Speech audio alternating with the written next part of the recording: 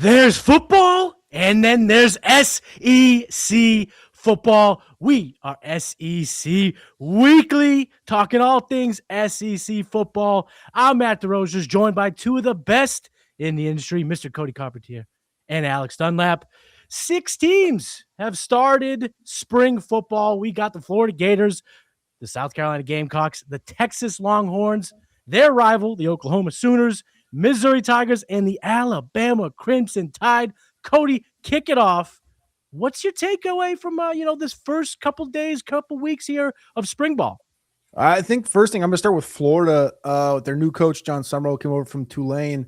He kind of had a media scrum this week talking about the importance of him actually skipping his 15th wedding anniversary and his wife's 40th birthday. They were planning a trip to Italy. And he kind of went off on this. He's like, I don't really normally talk about this, but I was just going to take a few days away on this trip. I'm not. I'm staying home. I'm worried about this football team. I'm worried about where we're at. I'm not patient. This guy's maniacal. This guy's got energy. We saw that at Tulane, kind of what he brought to the table. And so far, some of the stuff we've seen come out of Florida camp, whether it's just seeing Jaden Baugh, the star running back, looking like he's gained about 5-10 pounds, or Vernell Brown, not the most notable name in that wide receiver room. That's Eric Singleton. That's Dallas Wilson, who's in a boot right now, getting the number 1 jersey, or this quarterback competition between Aaron Philo and Trammell Jones, which the Philo thing for me, he's a transfer coming in. I think that's the biggest probably takeaway. He looks, based on the small footage that we get, from the media availabilities for all these practices, he kind of looks like the deal at Florida for the quarterback position. Yeah, he could have just told his wife that they're going to go to Naples and just go to Naples, Florida. It's beautiful down there. If he's going to take the Italy trip. Do you know anything about Dallas Wilson and like with Vernell Brown? They're calling him VB3. What does it mean that he gets the? I don't know enough about Florida culture. Like, what does that mean that he gets the number 1 jersey? Is that something that is like a super special? Is that something that's I'm guessing it's not something that Summerall brought in. No, it's something that, like, if you look back at the history of the position, Vernon Hargraves, Percy Harvin, Kadarius Toney had it for a year. Ricky Pearsall had it for a year. Like, it's a notable – I wouldn't quite put it on the number 7 jersey for LSU, where that's just like that goes any position, offensive lineman, DB. It doesn't matter. But it's definitely like the number to have if you're at Florida and you're a skill player, which – it's notable because, like you brought up, Dallas Wilson, who is in a boot right now. He's standing out there at practice, but he's not doing anything, is in a boot. And they went out and got Eric Singleton from Auburn, a highly touted wide receiver, came by way of Georgia Tech 2 years ago. He got paid like $2 million, didn't he, to go from Georgia Tech to Auburn? Like he was the top recruit. I mean, it was last year? It was him and it was Branch that were the two biggest names in the transfer portal at the wide receiver position. Like, I just think to myself, all right, this guy, I would just wonder if just Dallas Wilson, I can't get that Texas game from last year out of my head. And I know there was no Manny Muhammad in that game against him, but man, what he dusted Texas when that guy's healthy. He's sick. He was sick in their spring game. I just wonder with Vernell Brown, and they have Singleton. They have it's like, is that it's like weird to say, but like the narrative is going to start popping up about Florida that they have one of the best, if not the best, overall starting wide receiver trio in the whole conference. If they can get the quarterback position right, which I watched Trammell Jones at a couple of rivals camps a couple of years ago. He's nice, but I think what I've seen from Philo so far, unless Trammell Jones has taken a couple steps forward this spring, I think it'll be him. Vernell Brown was the 5th-ranked wide receiver in that 2025 recruiting class. Dallas Wilson came in 8th. He finished 8th, I should say, from Tampa Bay Tech. But Vernell Brown was 5th, actually, behind De'Corian Moore that year, who went to Oregon, Jerome Miles, who went to Texas A&M, and players alike. So he was not equally as high-ranked, a top 50 national player as Dallas Wilson was. I mean, just unbelievable group of players when those guys are healthy. A lot for their new offensive coordinator, Buster Faulkner. Yep. So, I mean, he gets the connection back with Philo, right? He gets the connection back with Singleton. I mean, it's wild, man. I think VB3 is probably one of the big takeaways from there, that he's standing out that much. He just asked for it. He said, he's like, I want the number 1 jersey. And Summerall said, he's got to earn it. And he's like, I respect it. And I respect who's worn the jersey number, but I've done my research, and I'm not just going to dish it out to everybody. And he made Vernell Brown earn it, and Vernell, I guess, earned it. So it should say something. They also gave it to Bryce Thornton, a senior safety, sophomore Vernell Brown, senior safety Bryce Thornton, who also got the number 1 jersey. He's a defensive back, obviously, though. Where did Aaron Philo rank in the transfer portal this year? Because it seemed at the time like he was kind of, last man standing. Everyone had picked the chair already. The musical chairs game had been played, and all of a sudden it was just he's left. So Florida picked him up. Like, does he even have what it takes to keep all these receivers afloat, to keep this team going? Like, I know you mentioned there's a little bit of a battle. Is he going to be able to be the guy? Like, you bring up the question. I think that this team only goes as far as Aaron Philo or can take him. Yeah, he's at least got a couple of skins on the wall where it's like Tramel Jones really didn't play much except for last year when DJ Legway got banged up. Where he was ranked, he was ranked like 20, I can't even remember. I think it was 21st or 22nd overall. This quarterback group was nasty this year in the portal. Yeah. I think it's going to continue.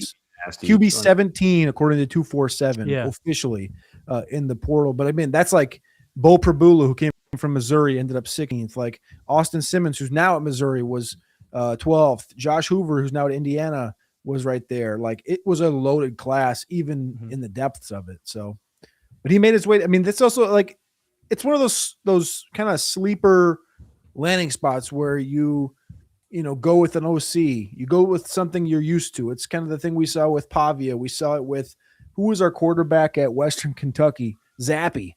Zappy did that a couple of years ago, like Houston Baptist or whatever that was. Yeah, and it's just those interesting connections that, would you be shocked, 8 months from now, if it's like this team's 7-0 and they're cooking because of this receiving core and this running game and this quarterback knows the system and he's got all this weaponry around him. It's like, I don't think you'd be the most shocked human in the world, but it is the SEC. Yeah, and experience reigns true. There's not a whole lot of experience at that position. Speaking of the quarterback coming with the offensive coordinator, we saw a similar infusion last year with the Oklahoma Sooners when they bring in Ben Arbuckle and John Mateer. We know John Mateer back for another season this year, and from what you're hearing from these guys, they brought in a bunch of receivers. That's kind of the thing about OU as they've started practice. What everybody's talking about is former Texas wide receiver Parker Livingston, and the fuss that's been made about some of the comments that he's made to the media about, what did that even, not that you don't even know he had the camera on, did he? But what did it mean whenever he said, if I didn't have an agent, I'd still be at Texas? I don't understand exactly. So he's persuaded. He's easily persuaded to go to the go across the river. Is that what he meant? I think it's more about, like, he might not have had an idea what was out there and how you could potentially get paid. Like, he was always just kind of been under the assumption that he was going to get what he was going to get, and then having an agent kind of tips its hat at some things we've heard behind the scenes the last couple of years, where it's like, you go talk to these guys at the combine, you go talk to these guys at these different events, and they're like, did you have an idea? Did you scope out teams before you got in the portal? And they're like, yeah, I'm not going to get in there and not have an idea what I'm going to do. It's like, I knew this team had a need here. I told my agent this. It's like, obviously there was potentially an agent conversation there where he goes, you're going to go into the portal and you're going to make $500,000, $600,000, $700,000 at this place, this much this place. Like, before having an agent, he might have had no idea that was even feasible. Like, we've heard Ken Walker, the Super Bowl MVP, was like, I don't even use Twitter. Like, there's people out there that just don't do stuff like that, use social media. So it's kind of hard to wrap your head around that. But he didn't see, his teammate Arch Manning last year have a full-fledged commercial campaign. Right. So I feel like that's complete utter BS. For you to not know that there is just piles of money, and there are SEC teams or any teams. Parker Livingston isn't Arch Manning, but for, like, I think Texas was probably offering him 500-600K. I think that OU probably offered him about 800K, and they're gonna depend on him to be, like Venables said this week, that in the winter conditioning, that he's a guy that had been kind of one of the players' favorites. They get in there and they play these games. They have these competitions. They said that he'd won a bunch of these competitions and stuff, and kind of, they have some other guys though. Trell Harris, he was the big transfer out of Virginia. He had over 800 yards last season. I believe he was either second or was he third? Maybe third team All ACC. Jermichael Carter, who was the transfer in last year from McNeese, the kind of a Jim Nagy special. What Venables has said in his post-practice stuff is like, he likes what he's seeing out of him, but he needs to pick up where he left off last year in the CFP game. I guess he had his season high receiving yards at 46. He thinks that some guys who've looked good to start out, he mentioned Manny Choice and Elijah Thomas. But the one that he said the most is that, Satania. He just said that Isaiah Satania, how he's one of his favorite players on the team, how he thinks he's such a dynamic weapon. I was telling Cody that I thought it was interesting that Cole Kublik, who has a really good podcast on YouTube, Cube Show, was ranking the top playmakers in the SEC, guys who he thought would be, at the end of the season, the players that we'd be talking about is like the real difference makers, right? And he had this top 5, and he had Satania on there, had a lot of really good things to say about him. I've always thought Satania is a great player, but Venables is saying that he needs to get better, he needs to get stronger, he needs to get thicker, and he needs to make more big plays. So he's expecting more out of Satania. The biggest thing that I take away, outside of the fact that it looks like they have 4 returning starters, the Sooners, along the offensive line, and they've added some dudes. Emarion Harris was a guy who they added. It looks like he's probably going to fill that 5th role, but they added a guy from Western Kentucky, Caleb Nitta. He said that Peyton Joseph, I guess from Georgia Tech, he said that guy doesn't want to sit on the bench. So they have a little bit of offensive line competition going on right now. But the focus for them, and probably what Texas fans or people that don't like Oklahoma don't want to hear, is like, he knows that run game was bad last year. Mm-hmm. He knows it was like, he's like, the run game needs to, he's like, that's a mindset, it's an attitude. He says that, striking people with intent, he says we need to be exponentially better. We need, he's like, and it's not, we've looked at everything. We've looked at, is it the scheme? We've looked at, is it the footwork? It's like, we took an honest, hard, thoughtful look at this. And just like, it can't just be us coming in here and saying, well, the guys are another year older. It's like, no, it's like, there was much more to this complete systemic failure to be able to run the football. It's really, really stuck in his craw in a way that I'm not sure that I've seen from other teams that struggled to run the ball the way that they would like Texas. I know that Texas, actions speak louder than words. And so for Texas, we'll talk about them in a minute, but Texas, it's like the actions that they took in the transfer portal that really show you, right? With, I haven't heard it from Kalen DeBoer as much. I thought that team last year, I was like, man, their Achilles heel is for Bama. They can't run the football. Right. At least Venables is just looking at right in the eye. And Cody, I thought this is the most interesting, is this tweet. I forgot who it was. One of these draft Twitter guys that we see at the combine every year. He's saying he got a text from a scout about how Oklahoma has 3 first-round defensive line guys. And I guess he's talking about David Stone, who people think is probably pretty locked in, had a breakout year last year, former 5-star. Everyone knows David Stone. But then he also mentioned Jaden Jackson, who is more of a traditional nose tackle type of guy, hard to move, kind of a run defender guy who they think they can get more out of as far as his interior pass rush stuff. That's one of the things that they're really looking for him. The other thing I was just really interested to hear was that Taylor Wine is in this group. Mm-hmm. And that's a guy who we saw flash some last year. I remember, I forget what game that was. I saw him get the sack and maybe even a strip fumble. I think it was that one of those games during that stretch where R. Mason Thomas was banged up. Mm-hmm. But to consider, dude, 3, that's definitely overcooking the grits on this group, correct? 3. Yeah. Yeah, you're over a year away from that happening. It's like it's more of a projection thing. It's kind of like a year ago where there was so much conversation about Clemson. Clemson's going to have 6 first rounders. It's like Texas is going to do this. All these different teams going to have a few first. They're going to have a few first rounders for sure. Not 6. But Cade Klubnik was one of them. Antonio Williams was another one that completely kind of fell off. Antonio Williams ain't going first round.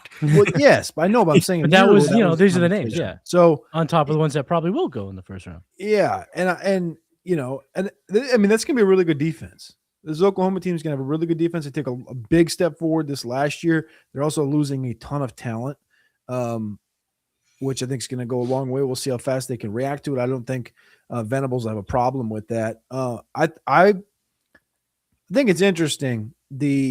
You said you've always thought Isaiah Satania was great. I think Isaiah, dude. I think he's. You said great.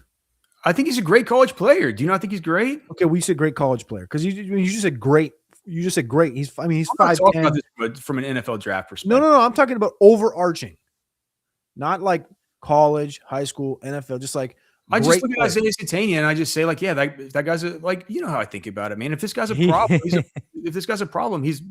a problem. So you think he's a problem? Because I mean, that's what you're saying. Yeah, which I just have never. I don't know. He's made some big plays, but I've never looked at him like that. So that's high praise and obviously a takeaway there. That whole receiving room's kind of gotten a little bit of a revamp, and all they lost was Deion Burks this year, who really never panned out for Oklahoma. But I'll be interested to see kind of how that trio meshes with Trell, Harris, Parker Livingston now, and kind of a little bit of a stretch flanker and Satania, kind of where he kind of lines up and how because he'll be the quote unquote alpha of that situation. But I don't know. It was an interesting one. I think the biggest takeaway is definitely the defensive line thing. If those 3 dudes are kind of getting looked at as first round picks, which I disagree with at this point. I thought Jaden Jackson was the best of the 3 last year from a game record perspective, but Taylor Wine, is that how you said it? Wine. Yeah. I think it's Taylor. I haven't. He had 15 TFLs last year. I've seen him on TV. I think it's Taylor Wine. I didn't follow his recruitment or anything. He had 15 TFLs last year. Like that's nothing to sneeze at. And he's playing with Armason Thomas and Grayson Holton and Dominic Williams, who are all guys that we respect from this last season. So yeah, I'll be interested to see what this wide receiver room looks like, but that defensive line is going to be a problem this year. Yep. It's and we'll get to see it. I think that they're talking about it maybe being some televised somehow as far as the spring game. I think that's going to be on April 18th is what I had written down. I'm not sure if that's what's in our sheet or not. Yeah, April 18th, noon. I don't know, but I mean, you can pay for it. I don't know. You can pay and go. I don't know if it's gonna be on TV or not. I'm not sure what's gonna happen with all these games. There was some talk about it being streamed or something. It wouldn't shock me in the lightest if Nagy got that thing on TV or at least X or something. You can make some money on that, man. Everyone wants to see these teams. See how the spring games play out. It's gonna be February 25th. Here we go. February 25th, 2026. It says it will be broadcasted live on X. Okay, so we'll get to watch it, man. We get football in April, just like the good Lord intended. And it's not USFL, FL, XFL with the Rock Johnson and these weird rules. Also, I'm interested to see that spring game. I know you don't go full, no one goes full on in the spring game, but with those 3 defensive linemen, you will at least get to see briefly, maybe a little bit, how that run game matches up. When you got the big man Stone in the middle, can that new scheme, can these offensive line, this revamp, can it look pretty good? I think that's an interesting thing to see. But Alex, I'm going to ask you this real quick. I'm going to keep this show moving because we talked to Oklahoma Sooners. I'll talk about their rivals, Texas. And I'm going to ask you a question. Can I ask you a question to start this thing? Because I've heard this. You see this on the Twitters first, right? You see this everywhere. This has kind of been the talk of the town is Munchamps is back. Will Munchamps, DC. Is he the savior? Because I didn't think that their defense was necessarily the problem. I didn't necessarily think it was the defensive coordinator's problem, but talk to me about Munchamps. But what you call him, munch ass? No, dude. Hey, listen. Full disclosure, everyone watching. So coach, Mid Eastern. Yeah, so Coach Will Muschamp has indeed returned to Austin. Yes. I've only got to see him in 2 practices, so it's hard to know. The media availability and the windows have been relatively short, so it's hard to see. I haven't seen a Texas team period yet, so I think the spring game will be telling in some ways. In other ways, it won't, because we know that Texas is they're going to be more multiple. They have the personnel, they have the linebackers, they have these guys who are edge / linebackers, the Colin Simmons of the world that everybody knows about. But on top of that, other really athletic players that maybe could be getting introduced in the mold of like the Zeno Yamuzelos, freshmen like Tyler Atkinson. I think a lot of people are going to get really familiar with guys like Ty Anthony Smith, Rasheem Biles, who came in as just an All-American transfer out of Pitt, who we've really enjoyed watching his teammate from Pitt, Richard Lewis. Is it Richard or Ricardo Lewis? What? Kyle Lewis. Sorry. Who is Ricardo Lewis is a player. Wide receiver for Auburn like 10 years ago. Yeah. Okay. Yeah. So I was like, you broke my brain for a second. I was like, I get these mixed up. Listen, you can't hop on my not being able to pronounce Munchamps. Well, how do you say it? Munchamps? How do you say his name? Look, man, here's the thing. I've asked Texas players at the Senior Bowl. I've asked them at the Combine. I've asked people around the program. Like, nobody was expecting that to happen, because Coach Pete Kwiatkowski, it wasn't like he was bad. But with Sarkis, Texas is all in 2026. You got to be. They're all in. They go out, man. Like, you go out there to spring practice right now and you see, Arch isn't throwing right now. That's one big thing about Texas, is they got a lot of guys who are out, minor injuries, That's probably the biggest thing right now. Yeah. Well, just think, like, all the players that Texas has out right now, you have just on defense, you have Justice Terry, that was the 5-star out of Georgia last year. You have one of their big freshman defensive linemen and James Johnson, who's injured. Ty Anthony Smith, probably the starting Mike, definitely the green dot player who's out. The safety, Jonah Williams, one of the top players in all the state of Texas. He's not out, but he's playing baseball, but he's still hurt. Starting safety, Xavier Filsaime, currently out. On offense, future first-round offensive lineman Trevor Gooseby in 2027. You have the swing tackle, Andre Kojo, who's out. You have the transfer from Western Kentucky, Lawrence Seymour, who is not going to be here until summertime. If he gets his waiver process, that could go to the courts.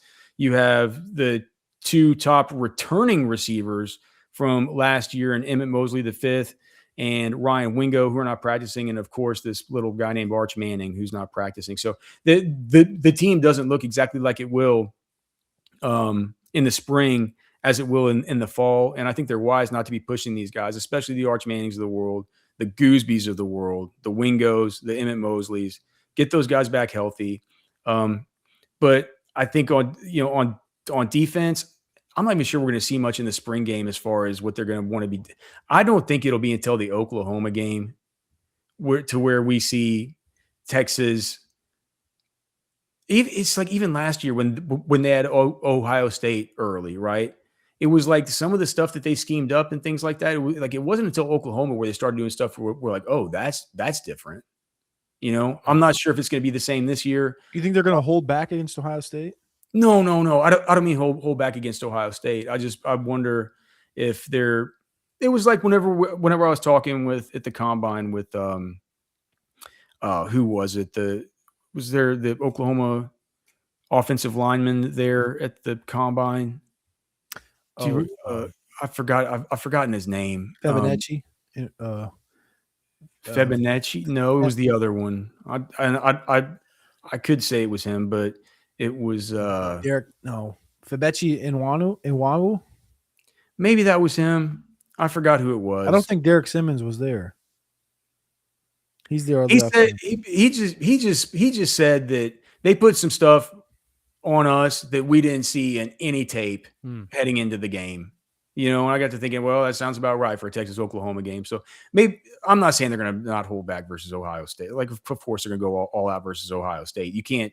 You've seen what happens from a national narrative perspective if you go in and you lose that game. It's like you're playing catch up for the rest of the season, right?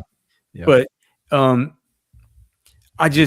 don't think in the spring game we're going to see this stuff where Muschamp and what we've seen from, just these Georgia defenses in general, where it's just you have Quinn Ewers and you have Arch, you just have these guys seeing ghosts. You have me seeing ghosts, going back and watching these games, trying to chart it. I'm like, where, who's lining up where right now? Like who's even a linebacker and who's a nickel?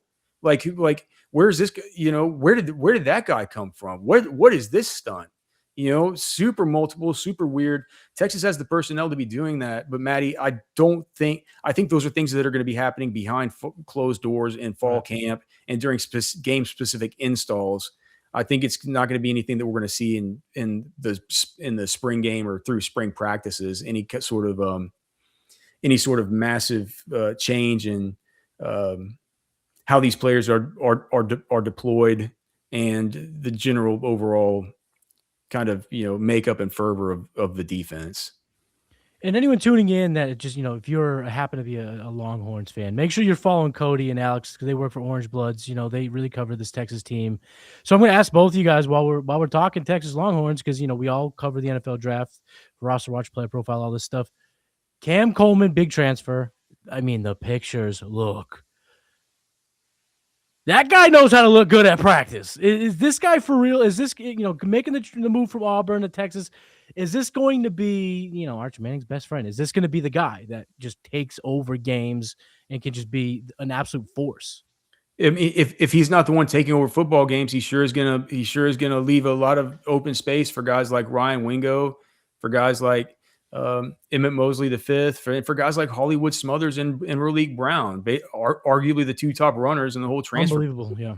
And Texas gets them both, And I'm thinking to myself out of practice, I'm like, Texas is going to have to run a whole lot more 21 personnel this year, But then, which of these guys you take off? Look at his catch radius, dude. It's yeah. So he lines up, and you say to yourself, the tips of his fingers when he's standing up come down past his knees, and you're just like, whoa, dude! Like just the catch radius, the speed, giant hands. I haven't seen him drop a football yet during portions of practice that have been open to the media. He just, you go to practice, there's just guys that look different, who are built different. I think that the right tackle prospect that they brought in, Melvin Siani from Wake Forest, is one of these guys. I think Cam Coleman's one of these guys. Colin Simmons, even though off the hoof, he doesn't really look like one of these guys. Whenever he lines up and you see his get off, he's one of those guys that looks like an alien. I would say that the freshman, Tyler Atkinson, who came in at linebacker, people are going to be hearing a lot about him. Texas generally in the past has kind of brought these guys in a little bit slowly. We've seen like these crown jewels on the defensive side of the football, your Anthill Juniors, your Colin Simmons, and I think the next in that line is definitely Tyler Atkinson from out of Georgia. They play him in kind of sub-package roles to start, and by the end of the season, they're just indispensable starters. I think that's going to be the same kind of. That's the Tyler Atkinson plan. It has to be whenever you're paying this guy probably $2 million. Right. Texas is done doing. I think most teams are done doing this stuff where they're paying guys to develop for a year, and then after a year they don't play, and then they transfer out because you don't want to pay them the same amount of money because they weren't able to. They don't have any stats to prove their worth, and you're like, I'm not paying you $2 million again. It happened with Jamie French this year at Texas. Not that he was making $2 million, but. Right. I think that they're done with that, and so I think Atkinson's going to be a guy that you see and hear a lot from this year. I say a sneaky one on defense to keep an eye on would be the other freshman, Richie Wesley, who looks like he's running with the twos early here in camp. You don't bring in players for one single game, but it does kind of feel like the Smothers and Brown bringing in those running backs. It's going to allow them to ease into the season, kind of like they did last year, but with a lot more success. These are two stud backs with experience, stats to back, but. I saw a picture, Cody, maybe you can answer this. There was a freshman running back at spring ball for the Longhorns. Yep. And I thought he looked as impressive as Cam Coleman in terms of the stature, different build, but unbelievable. Talking about this freshman kid that they brought in. We love this kid. His name's Derek Cooper, and he was a top running back in the classes last year from Chaminade Madonna down there in Miami, Florida.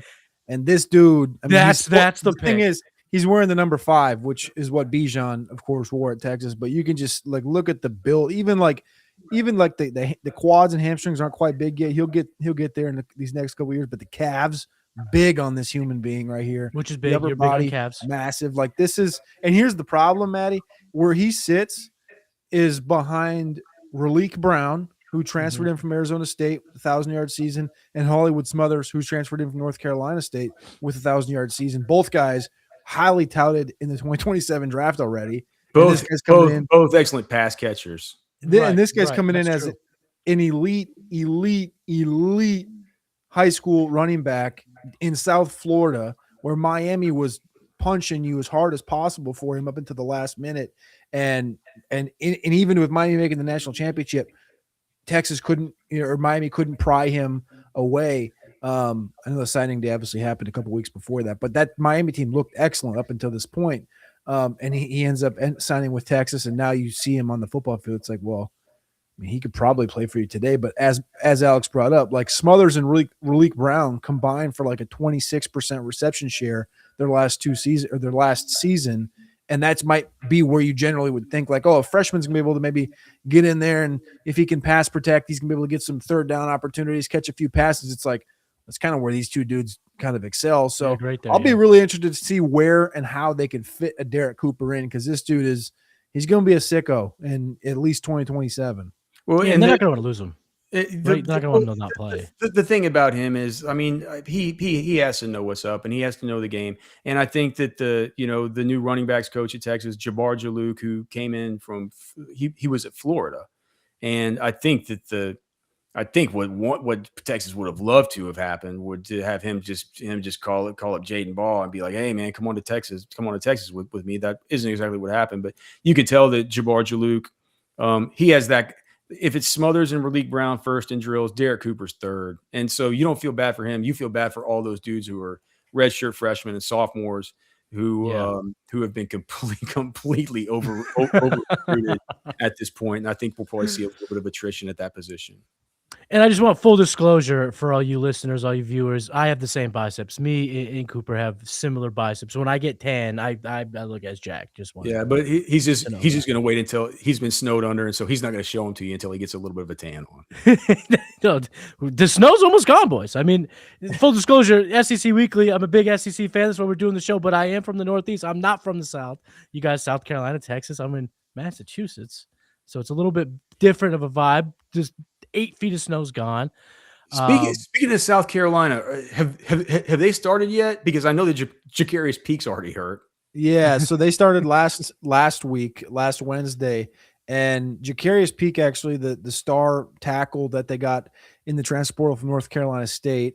North Carolina State's getting ravaged. 2 best players departed. That's on the heels of Casey Concepcion going to A&M 2 years ago. Gosh, getting ravaged, but.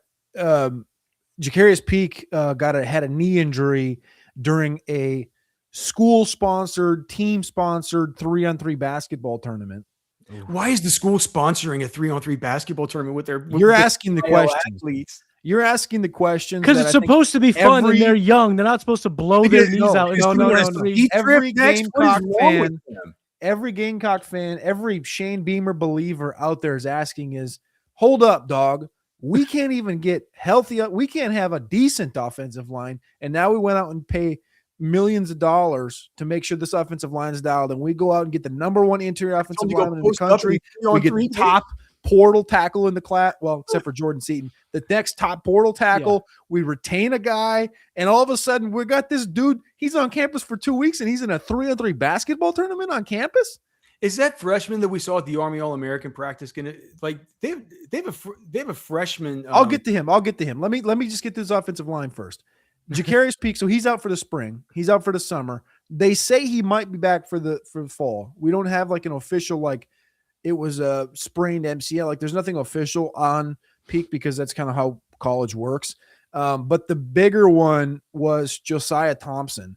Josiah Thompson was one that jumped in the portal, came back out. He's gotten some day 2 praise for the draft next year in the class that has a couple of good tackles.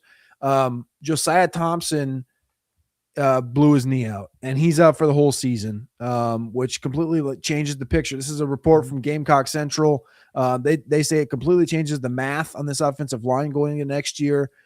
his experience on the offensive line. He was like the one of the guys returning that he played left tackle last year that was going to kind of keep the glue together in this whole situation. And the guy that has stepped up is a Northern Arizona transfer, Seth Smith. So not the first option, not the second option, the third option. And he's had a good spring so far. Offensive tackle, like I said, from Northern Arizona, which is FCS. That is in the Big Sky. Funny enough, Northern Arizona is in the Big Sky, which doesn't make any sense in the world. It but makes more sense than Stanford being in the ACC or something. That's fair. So anyway, he's the one that's stepping up in that spot right now. And this offensive line is looking like it's getting even a little bit more young. South Carolina went out the other day and signed a JUCO offensive tackle as well. That was Ashton Mazzoni. That was literally like 6 days ago. They went out and got him off of a junior college roster from Iowa Western Community College. So that's where South Carolina's at as far as the offensive line goes. Not great when you're protecting and you, surprising to a lot of folk on Twitter, you got Lenore Sellers to come back to South Carolina to play quarterback in 26. Everybody outside of the state of South Carolina, I think, thought he was potentially going to be like the next quarterback from Miami. And South Carolina I was able to keep him in with Nick Harbor and, of course, Dylan Stewart on the defensive line. That's kind of like the big three. That the big talking point is like, well, you could kind of look at those three and say they're in competition to be the best player at each of their positions across the whole conference. They're at least in the argument. I know that people will argue Arch or Harlan Simmons or Dallas Wilson, Cam Coleman, all these different guys, but they're at least in the conversation, which is rare for South Carolina to have a player at each of those positions be that, in that conversation. Do you think Beamer's on the hot seat? Do you think he's on the hot seat right now? I think with the recruiting class that they brought in this last year, like if they win, I mean, he's on the hot seat if they're a 7-win team or less. So, I mean, I think that qualifies because in the SEC, South Carolina getting to 8 is not a sure thing. So, what about our guy from the Army All-American game? I forgot his name. What is that kid's name? He is an Adonis, Alex. Tell us how you really feel. Jalen Walker, which is kind of funny because it's a name that we're kind of used to from last year's NFL draft, right? From Georgia. I think it's Jalen. Is that his name? No, it's not Jalen Walker. I would have remembered that. What do you mean? I'm pretty sure I'm right. Is it Jalen Walker? Now you got me questioning myself. Let's look this. I would have said. I just would have thought Julian Walker. Walker. Yeah. So now we all literally 3 made name hiccups in this show. That's great. Sorry. Thanks. Julian Walker, true freshman, 6'6", 250 pounds. And is he on campus? Yes. So he was on campus. We saw him 6 weeks ago in San Antonio, and Alex and I were just taken back watching him at the Navy All-American practices. And I saw some video. I'm trying to pull it up right now. I saw some video of him at South Carolina practice last week when practice opened, and he looks like he might have put 10 or 15 more pounds on last week. This is a dude that looks like he can walk in there and play tomorrow. Yeah, for South Carolina. And that's amongst like this whole class I talked about.